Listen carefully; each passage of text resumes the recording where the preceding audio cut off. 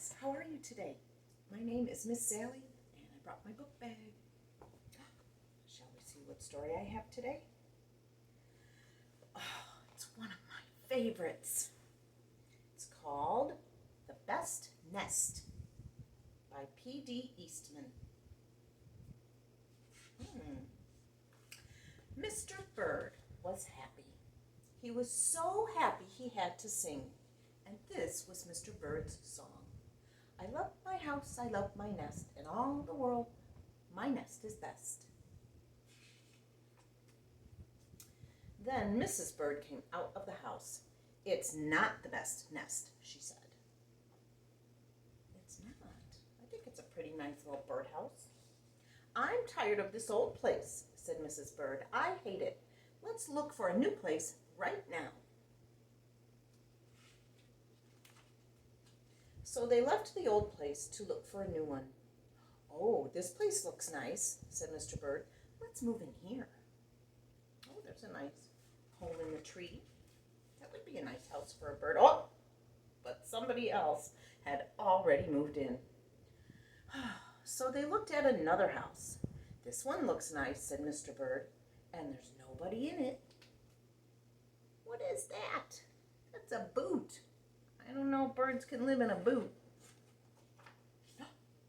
You're wrong, said Mrs. Bird. This house belongs to a foot. That's not a very good place for a bird's house, is it? So they went on looking. Oh, I like this one, said Mr. Bird. It has a pretty red flag on the roof. I've always wanted a house with a flag, said Mrs. Bird. Maybe this place will be all right. What is that? That's a mailbox. I don't know if that's a good place for a bird's nest. Uh-oh, but it was not all right. I guess I made a mistake, said Mr. Bird. I think so. You make too many mistakes, said Mrs. Bird. I'm going to pick the next house. And here it is, right here. It's a tower. That would be fun to live in a tower. They flew in and they looked around. Isn't it too big? Asked Mr. Bird. I like this big place, said Mrs. Bird. This is the place to build our new nest. Do you know what that is? I don't know if that's a good place for a nest. They went right to work. They needed many things to build their nest. First they got some hay. Then they got some soda straws and some broom straws. Then they got some sweater string. Oh no, they're taking that boy's sweater. And they got some sock string and some mattress stuffing. Ooh, lots of nice soft things for their nest. And some horse hair and some man hair. I don't know if I want birds taking my hair. It's silly. Soon they had all the hay and all the straw and all the string and all the stuffing and all the horse hair and all the man hair that they could carry, and they took it all back to build their nest. Oh, they worked very hard. Mr. and Mrs. Bird worked very hard. It took them the rest of the morning to finish their nest. This nest is really the best, said Mrs. Bird. I want to stay here forever. Look, they built a beautiful nest. Mr. Bird was very happy. He flew to the top of his house and he sang his song again. I love our house, I love our nest. In all the world, our nest is best. He was so busy singing that he didn't even see Mr. Parker coming.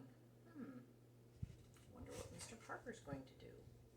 Every day at 12 o'clock, Mr. Parker came to the church. Mr. Parker came to pull a rope, and the rope went all the way up to the bird's new nest. And rang the bell. Bong, bong, bong, right underneath Mrs. Bird's nest. Oh no, I don't think they can use that for their nest. Mrs. Bird got out of there as fast as she could fly. Bong, bong, bong. I don't think I would want that in my house. When Mr. Bird came in, all he could see was the mess of hay and string and stuffing and horsehair and man hair and straws. But where was Mrs. Bird? no, she flew away. I will look for her until I find her, said Mr. Bird. He looked high and he looked low. He looked everywhere for Mrs. Bird. He looked down into a chimney. Mrs. Bird wasn't there. He looked down into a water bowl, but Mrs. Bird wasn't there either. Oh, he can't find her anywhere. How sad. Then he saw a big fat cat, and with a big fat smile on the cat's face. There were some pretty brown feathers near the cat's mouth. Mr. Bird began to cry. Oh dear, that big fat cat has eaten Mrs. Bird. Oh, I hope not. Mr. Bird flew off. I'll never see Mrs. Bird again, he cried. It was getting dark and it began to rain. It rained harder and harder. Mr. Bird could not see where he was going.